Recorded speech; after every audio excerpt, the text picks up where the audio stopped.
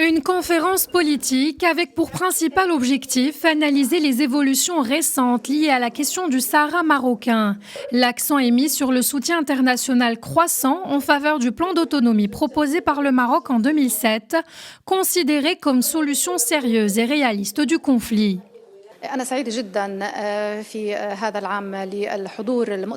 Je suis très heureuse d'être présente à cette deuxième édition de la conférence Osako. Le Maroc propose de régler le différend avec un plan d'autonomie ambitieux. Le différend existe depuis une quarantaine d'années déjà.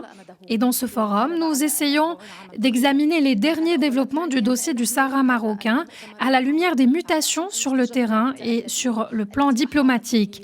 Le plan d'autonomie proposé par le Maroc continue aujourd'hui de séduire et d'avoir un soutien de la part de plusieurs pays à travers le monde.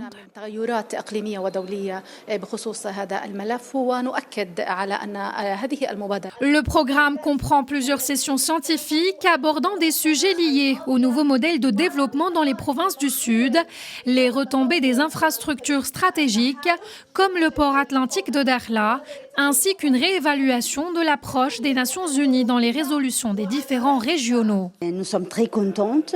Nous sommes une petite délégation de parlementaires italiennes.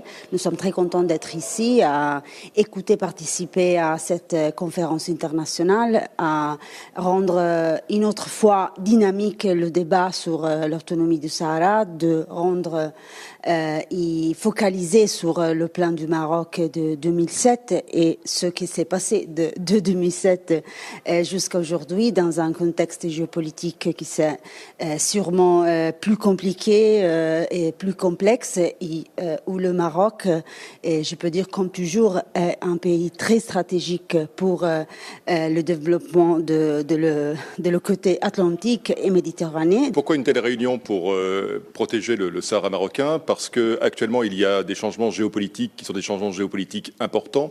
Les USA ont rappelé le fait que pour eux, le Sahara était bel et bien sous souveraineté marocaine. La France, on le sait, a pris des engagements importants en la matière. Ces changements géopolitiques sont nécessaires et indispensables, et pour cela il faut arriver à donner un peu plus d'intérêt à la chose. Je crois que ces réunions avec des experts internationaux apportent justement cela. Les experts internationaux ici permettent de mieux comprendre la réalité du Sahara marocain, permettent aussi par rapport à la position onusienne de voir comment la position de l'ONU pourrait évoluer. En toile de fond, cette conférence témoigne d'un basculement stratégique. Le dossier du Sahara marocain s'inscrit désormais dans une dynamique internationale nouvelle. Par cette conférence, le Maroc réaffirme la légitimité de sa souveraineté sur le Sahara avec le soutien croissant de la communauté internationale.